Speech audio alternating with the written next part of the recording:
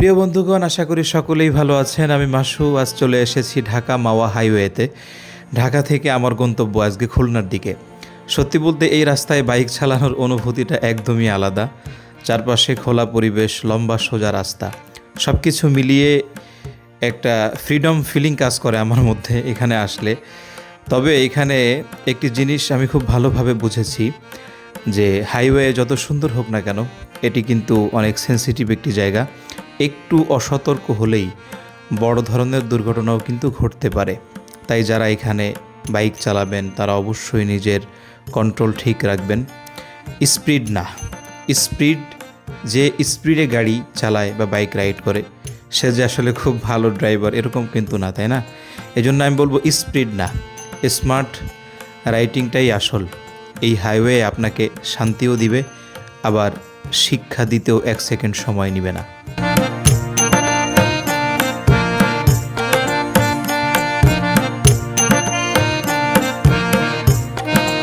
ঢাকা মাওয়া হাইওয়েতে বাইক চালাতে গিয়ে আমি কিছু গুরুত্বপূর্ণ বিষয় শিখেছি, যেগুলো আপনাদের সাথে শেয়ার করা দরকার।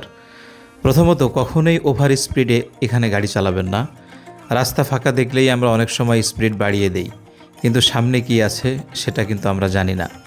দ্বিতীয়ত, সবসময় লেন মেনটেন করার চেষ্টা করবেন। হঠাৎ করে লেন চেঞ্জ করা অনেক বড় ঝুঁকি তৈরি করে। আর তৃতীয়ত, নিজের বাইকের ব্রেক এবং কন্ট্রোলের উপরে বিশ্বাস রাখুন, কিন্তু খবরদার অহংকার করবেন না। মনে রাখবেন, একটি সেফ রাইডই আপনাকে বারবার রাস্তায় ফিরিয়ে আনবে।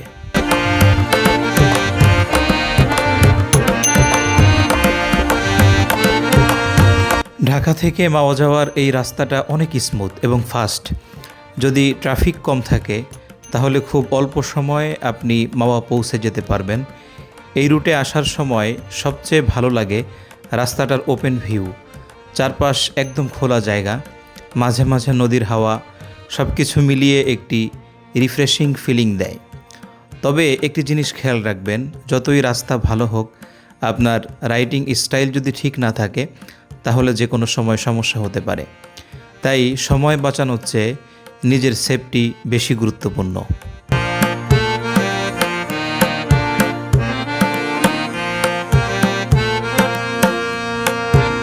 আমি ব্যক্তিগতভাবে একা বাইক চালাতে অনেক বেশি পছন্দ করি। ঢাকা মাওয়া হাইওয়ের মতো রাস্তা যখন একা চালাই তখন মনে হয় আমি আর আমার রাস্তা, এখানে আর কেউ নেই। এই একাকিত্বের মধ্যেই একটি অদ্ভুত শান্তি আছে। কোনো চাপ নেই, কোনো তাড়া নেই, শুধু নিজের মতো করে এগিয়ে চলা। কিন্তু এই শান্তির মাঝেও আমি সবসময় একটি জিনিস মাথায় রাখি, আমার জন্য কেউ অপেক্ষা করছে। যদিও অপেক্ষা করার মতো কেউ নেই, তারপরেও তাই যতই ভালো লাগুক, নিজের নিরাপত্তাটাই সবার আগে।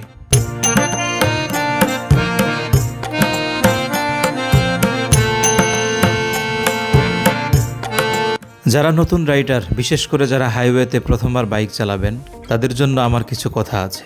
প্রথমেই ভয় পাবেন না, কিন্তু অতিরিক্ত আত্মবিশ্বাসও দেখাবেন না। ধীরে ধীরে নিজের কন্ট্রোল তৈরি করুন। সবসময় প্রোটেকশন ব্যবহার করুন, হেলমেট, গ্লাভস, এগুলো কোনো অপশন না, এটি আপনার লাইফ সেভার। আরেকটি কথা, অন্যকে দেখে কখনো নিজের স্পিড বাড়াবেন না। আপনার রাইড, আপনার কন্ট্রোল, এটা আপনাকে নিরাপদে পৌঁছে দিবে ইনশাআল্লাহ। দোয়া করি সকলের জন্য, আমার জন্য দোয়া করবেন। কে কোন জায়গা থেকে আছেন জানাতে ভুলবেন না। সকলে ভালো থাকুন, সুস্থ থাকুন, নিরাপদে থাকুন। আমিও আপনাদের কাছে দোয়া চাই। আল্লাহ যদি বাঁচিয়ে রাখে, দেখা হবে নেক্সট ভিডিওতে।